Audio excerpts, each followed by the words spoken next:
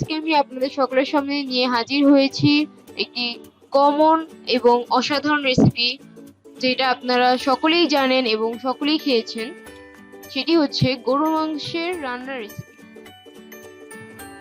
প্রথমত রেসিপিটি রান্না করার জন্য আমাদের প্রয়োজন হবে 2 চা চামচ রসুন বাটা, 1.5 চা চামচ আদা বাটা, জিরার গুঁড়া 1 চা চামচ, কিছু পরিমাণ গরম মশলা, 1.5 চা চামচ মরিচের গুঁড়া এবং 1 চা চামচ হলুদের গুঁড়া। আমাদের আরো প্রয়োজন হবে তেজপাতা এবং পরিমাণ মতো লবণ, 1 কাপ তেল এবং প্রায় 1.5 কেজি মাংস এবং পেঁয়াজ কুচি। আমরা প্রথমে একটি ফ্রাই প্যানে তেল গরম করে নিয়ে তাতে পেঁয়াজ কুচিগুলো ঢেলে দিব। পেঁয়াজ কুচিগুলো ঢেলে দেওয়ার পর আমরা সেগুলোকে কিছুক্ষণ নাড়াচাড়া করব এবং কিছুক্ষণ নাড়াচাড়া করার পরে আমরা পরিমাণ মতো লবণ দিয়ে নেব। পরিমাণ মতো লবণ দিয়ে নেওয়ার পরে আমরা আমাদের মশলাগুলো একে একে সবগুলো ঢেলে দেব। প্রথমে আমরা দিয়ে দেব রসুন বাটা, তারপরে আদা বাটা, পরিমাণ মতো লবণ, পরিমাণ মতো তেল, আমরা পরিমাণ মতো গরম মশলা, পরিমাণ মতো জিরা গুঁড়া যেগুলো আমরা রেখেছিলাম, মরিচের গুঁড়া, হলুদের গুঁড়া এবং 2টি তেজপাতা দিয়ে নেব।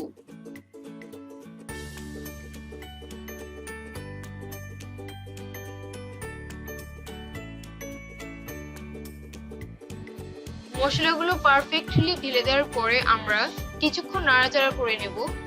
ভালোভাবে মিক্সড আপ করতে হবে সব জায়গায়।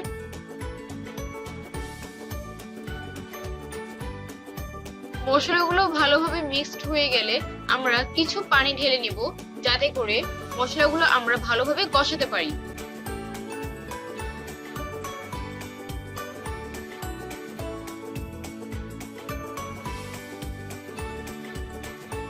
ভালোভাবে কষানো শেষ হয়ে গেলে আমরা এতে মাংসগুলো ঢেলে নিব।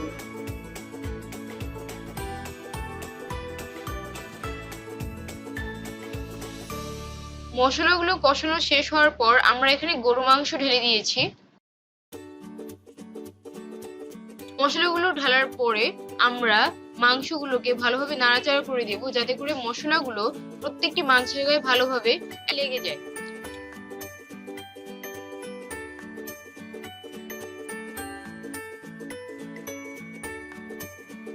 লেগে যাওয়ার পরে আমরা ঢাকনা দিয়ে ফ্রাই প্যানটিকে ঢেকে দেব।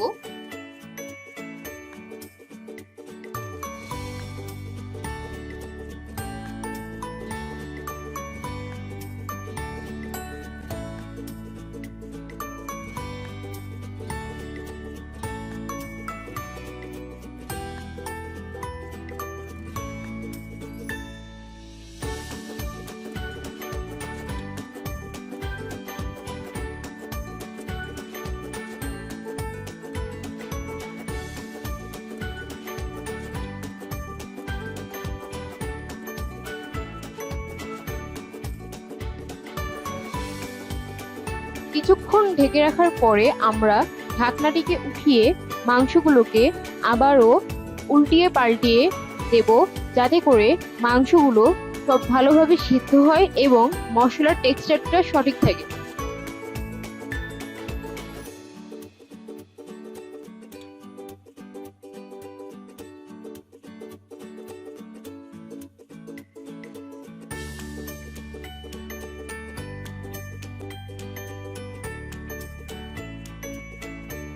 আমরা নাড়াচাড়া করার পরে আবারও ঢেকে দিব।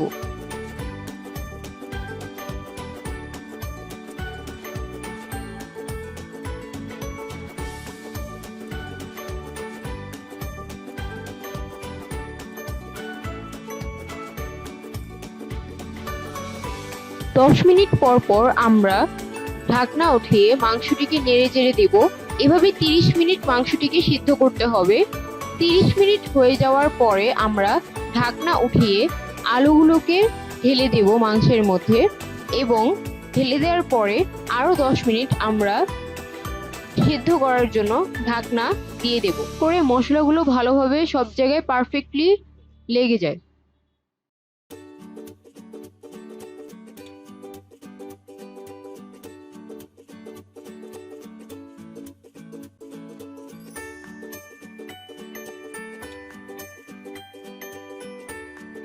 আমরা দেখতে পাচ্ছি ঢাকনাটি উঠানোর পরে যে আমাদের তরকারিটি খুব সুন্দরভাবে রান্না হয়েছে।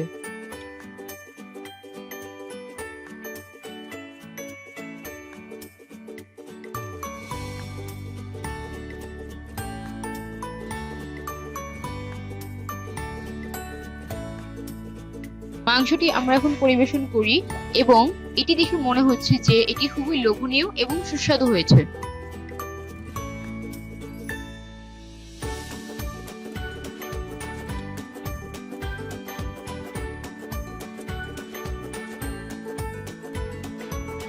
আশা করি আপনাদের সকলের এই রেসিপিটি খুবই ভালো লেগেছে। যদি রেসিপিটি ভালো লেগে থাকে তাহলে অবশ্যই একটি শেয়ার দিবেন এবং সাবস্ক্রাইব করতে ভুলবেন না যেন। ধন্যবাদ।